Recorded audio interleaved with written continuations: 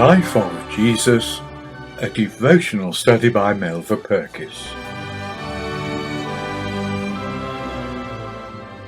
Book 5, Chapter 5, Feeding Other Sheep. From the borders of Tyre and Sidon, Jesus and his small band of disciples turned eastwards into the mountains of northern Galilee, travelling probably across the foothills of Lebanon and Hermon, with their high gorges and swirling torrents. It was a long and lonely journey which would give Jesus abundant opportunity for instructing the 12. He would be able to discuss with them the adventures they had had on their mission without him, the problems that had presented themselves, the difficult decisions they had been forced to make. And listening to them, Jesus would help each one according to his temperament, giving advice which would guide them in the years ahead.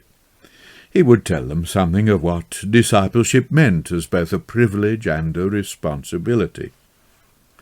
There can be little doubt that during the arduous days that followed their Lord's ascension, they would often call to mind the things he told them on some vividly remembered occasion, when perhaps the evening sun was striking the topmost peaks of Hermon, turning the powdered snow into a rosy pink, when the foaming waters were splashing and eddying through the rocky chasm, and the mountain pines were leaning against the steeply rising cliffs until they were lost on the snow line. Precious moments these, moments not denied even now to those who leave the crowded shore and seek to be alone with Christ. How long this joyful sojourn in the mountains lasted we cannot tell, but at last it ended, and they took the road southwards through Iturea, reaching the eastern shores of the Sea of Galilee from the province of Decapolis. Long before they had their first glimpse of the rich blue of the sea, Jesus had been recognized. They had travelled through the country of the Gergesenes, where Legion, now a peaceful evangelist, was spreading abroad his fame. It may well be that the seed he had sown had brought forth fruit. When Jesus reached the top of a mountain, he was besieged by a multitude of people, bringing with them their blind, dumb, and maimed. This was the first time such a scene had occurred outside the confines of Israel, and it had a profound effect upon these semi-Gentile people who glorified the God of Israel. The scene must have surprised the disciples, who themselves had been carefully instructed to go only to the lost sheep of the house of Israel. But it was a scene which foreshadowed the time, not far distant, when the blessings which had been confined to the Jews since the days of Abraham would be extended to embrace all mankind. Mark singles out one particular miracle at this time. The people brought to him a man who was deaf and, probably because of his deafness, suffered also from an impediment in his speech.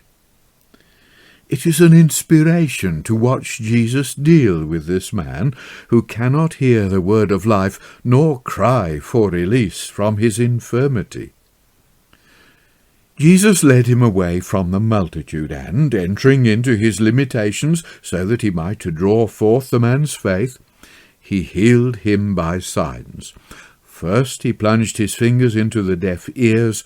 Moistening his own finger with saliva, he touched the tongue that was tied. Then, looking up to heaven to direct the afflicted man's attention to the true source of his healing, he sighed. None of these actions had produced any result, but they had given the man an understanding which was the seed-bed of faith and the preparation for blessing. At last he spoke. Ephphatha, be opened. And Mark tells us, straightway his ears were opened, and the string of his tongue was loosed, and he spake plain. Jesus charged him, and those of his friends who had left the multitude to witness the miracle, to tell no man.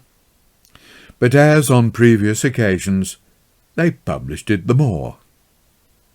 And so with many of the works of Christ, this miracle has features which give cause for reflection. We notice that Jesus drew the man away from the crowds that he might heal him. The reason was probably to take him from influences which would distract his attention during this supreme preparation of faith. Alone with Jesus, he could concentrate upon him and understand the meaning of every gesture he made. There are times when such a process is necessary for the spiritual healing of those who follow. The Lord God has given his Son the tongue of the learned, that he might speak a word in season to him that is weary. Sometimes our ears are dull of hearing, and when they are, we usually find that we have also an impediment in our speech. To take us away from the multitude to the isolation of a sick bed, or into that mental detachment which comes from solitude, is perhaps the only way towards the healing which would give us ears to hear the joyful sound of his gospel, and voice to speak forth all his praise. For 3 days the people stayed with Jesus as he healed their sick. Whether he taught to these Gentiles the things of the kingdom we do not know, but there can be no doubt that he had words of comfort and guidance for them, which would be a preparation for the evangelizing work of the apostles in a few years' time. Now the hour of his departure had come. His work at Decapolis had been short. He was leaving them, and they would not see his face again. But his love was with them to the end. As he was about to go, he saw their need. They had been with him for 3 days. To send them away would mean that many of them would faint before they reached their homes. Once more he was moved with that tender compassion which needed so little encouragement to flow out in loving service. Once more the disciples failed to believe that his power was as great as his love. When should we have so much bread in the wilderness as to fill so great a multitude? As if to remind them of the occasion a few weeks ago, only a few miles along the same shore, Jesus repeated his question, "How many loaves have ye?" Whether the question was a rebuke to their faith, we do not know. They answered simply, 7, and a few little fishes. Having commanded the people to sit down, Jesus once again blessed the bread and gave it to the disciples to distribute. All were filled, and 7 baskets were taken up. 4,000 men, beside women and children, had been fed. There is a footnote here which I will read. 2 interesting points of contrast between the feeding of the 5,000 and 4,000 emerge. A. The first miracle occurred earlier in the year when the grass was lush and green. Mark mentions the green grass in chapter 6, verse 39. John says, "Now there was much grass in the place," in chapter 6, verse 10. The second miracle happened when the early grass had been burned up. In both records, the writers simply say that the people sat on the ground. B. Different containers were used to collect the fragments of the 2 miracles, but both words are translated baskets. Those used for the second miracle seem to have been larger, for Paul was let down from the Damascus wall in one. The distinction is invariably made in all the gospel references. Thus, when Jesus warned the disciples against the leaven of the Pharisees, he says, "Do ye not remember the 5 loaves of the 5,000, and how many baskets ye took up? Neither the 7 loaves of the 4,000, and how many panniers ye took up?" Matthew 16, verse 9 to 10. There are indications that the 12 baskets of the first miracle were in fact the 12 disciples' dinner baskets. This suggestion will bring many fruitful thoughts, particularly the connection between John 6 verse 12 and John 17 verse 12. But we will return to our reading. It may be difficult to understand the attitude of the disciples on this occasion. There is abundant evidence in Scripture to show that they do not stand alone. Israel and even Moses himself failed in the midst of evidence of God's power. It is easy to take an optimistic view of the faith we expect in others. The real test must always be with ourselves. There is just the possibility that the disciples had not forgotten the previous occasion, nor doubted their master's power, but did not expect it to be manifested toward the Gentiles as it had been to his own people. Such an attitude would make their question tentative rather than doubting. The two miracles of feeding, taken together, can be found to have spiritual significance. Jesus came to his own to feed them first, but when they refused him, he departed and offered bread to the Gentiles. The hesitancy of the disciples to understand the first ministration and their reluctance on the occasion of the second lends strength to this typical interpretation. So Jesus departed across the lake to the coast of Magdala. The long Galilean ministry had virtually closed. The short one at Decapolis was at an end. Both had concluded with a feast provided by Jesus. Our thoughts go forward to the close of the Judean ministry. We find Jesus eating the Last Supper with his disciples, not indeed on a mountain, but in an upper room. The 5,000 who followed him become 12, then 11. He will not ask them now, will ye also go away? Following the traitor out into the night, they will presently leave him. But the feast will not be interrupted by their departure. The bread will be broken, and in its breaking the apostles will be united to their Lord, and to them down the centuries will be joined disciples from both the Galilean and the Decapolis shore, all awaiting the final feast when their Lord and Master, returned from his Father's side, will eat bread and wine in his kingdom. Chapter 6, Leaven. Jesus had hardly reached the familiar western shore of the lake after his long absence, when he was challenged by Pharisees and Sadducees who came forth to meet him, and, tempting him, demanded a sign from heaven. The presence of Sadducees so far from the limited confines around Jerusalem is some indication of the alarm which was intensifying there as the popularity of Jesus spread through Galilee.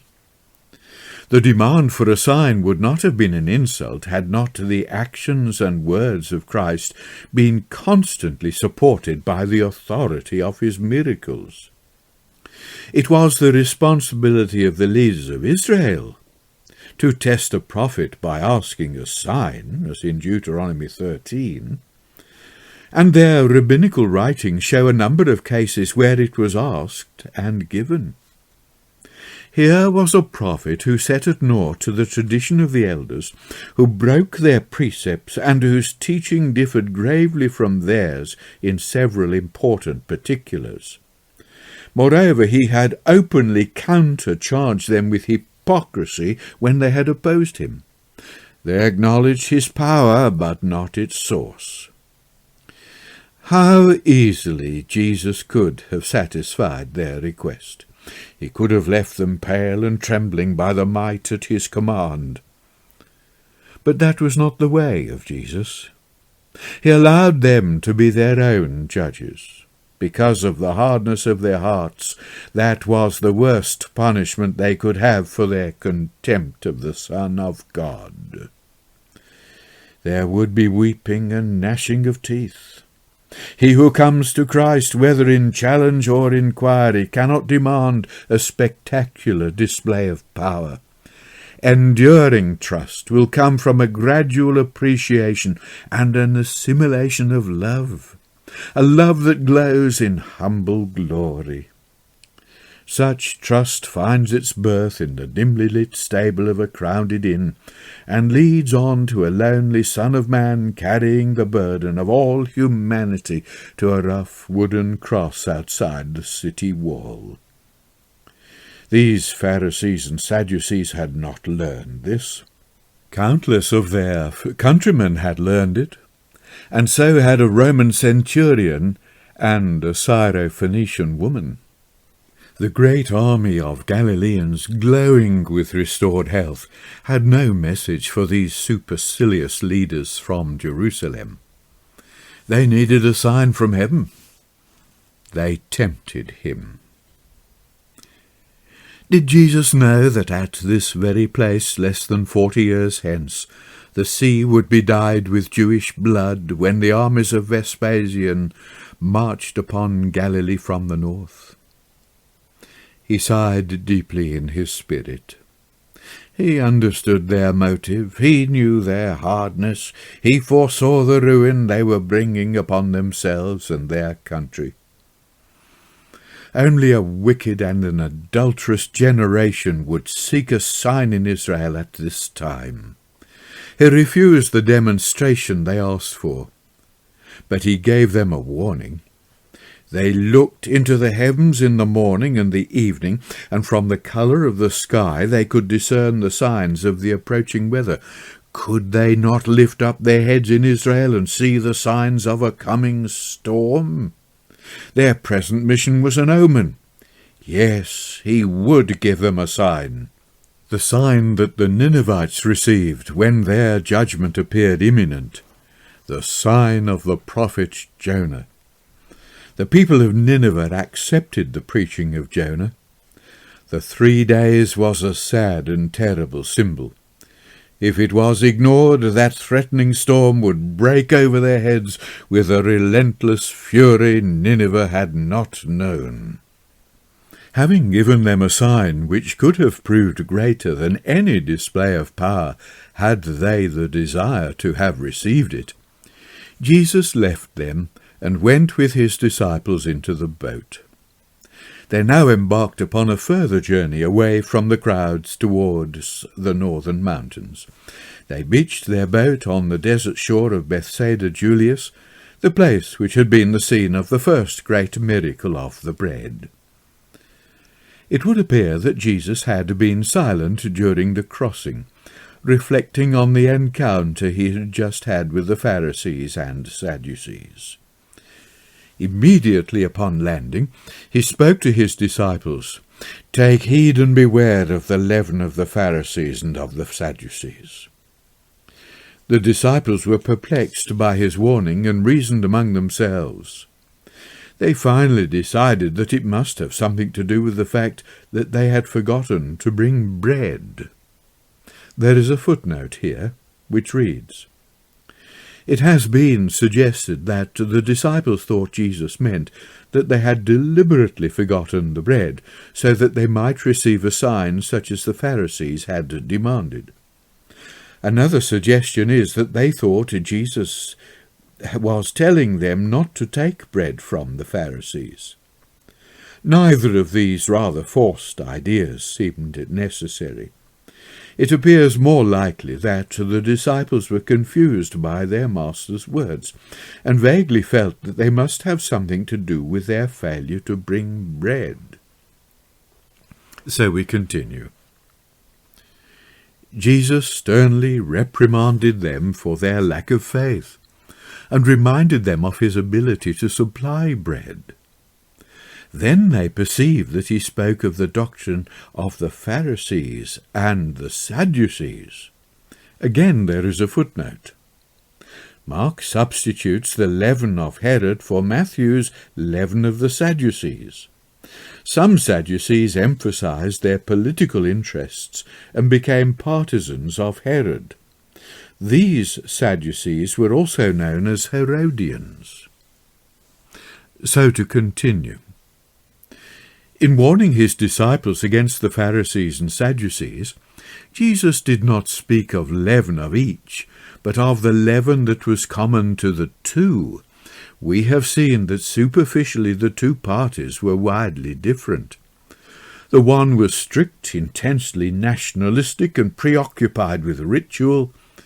The other was lax, sympathetic to outside culture and philosophy, and sceptical. The leaven of the Pharisees was hypocrisy. The leaven of the Sadducees was materialism. Each had to be avoided. Yet they had joined on the opposite shore in common cause, and therefore the leaven to be particularly careful of was the result of their attitude to Christ. The key to the danger takes us back to the charges Jesus had already laid against them. His accusation was that as sign-seekers they were wicked, adulterous, and blind. It was an accusation levelled against them for their common attitude to the things of God. They were all of this world.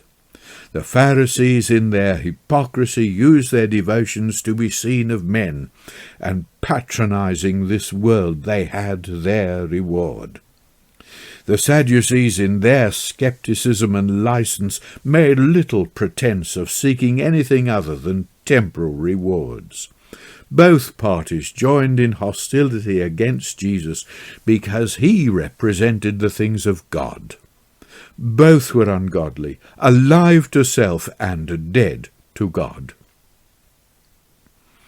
If our study of the life of Jesus is to bear fruit truly in our own lives, we must be continually learning the lessons in which it abounds. The level against which Jesus warned his disciples has not been destroyed. Hypocrisy is not extinct, nor materialism. They unite in that baser leaven of ungodliness which can by its very nature permeate our lives and estrange us from Christ and his kingdom. Before Jesus and his disciples left the village of Bethsaida to begin their journey northwards, the people brought a blind man and besought Jesus to touch him. He did not comply with their request. Instead, we have the moving and significant picture of Jesus leading the blind man by the hand and taking him out of the town into the country, where he would be free from the embarrassments of the crowds, and where his first vision would be of the creative works of God and of the Saviour who was the beginning of God's new creation. This healing differs from similar miracles because it was performed gradually. First, Jesus put his own saliva on the man's eyes and touched them, and asked him if he saw. The man looked up, and with blurred vision saw in the distance the crowds from the town coming out towards him. "I see," he said, "men as trees, walking."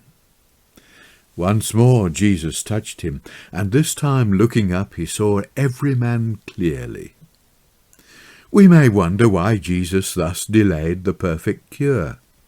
Without the instruction afforded by the record, we do not know. Even then we can only reverently surmise, being careful to avoid presumption. Thus it would seem, as it has often been shown in the Gospels, that the answer lies in the imperfect faith of the sufferer. This man did not come to Jesus himself. He was brought to him by the townsfolk. Even when he stood before him, he had no word of supplication. The people appealed on his behalf. In this we see a further object in Jesus leading him out of the town. As we have noticed before in cases of immature faith, Jesus sought to perfect it in the process of healing. Thus, when the blind man looked up to see, even dimly, for the first time, his faith would soar, and he would believe that Jesus could complete the cure. Thus prepared, the second touch perfected his sight. The restored man was told to avoid the town and go straight to his home. The lesson and the warning of this miracle can be clearly seen. According to our faith will our spiritual vision be. So often, perfect faith comes only slowly in a development which begins with the blurred vision of men as trees walking. We need the courage and honesty of the blind man in confessing his immaturity. Finally, our first service, when we have received sight, must be undertaken in the seclusion of our own hearts. There, in worship and gratitude, we may prepare for a dedication which will later find expression in witnessing to his name in the city.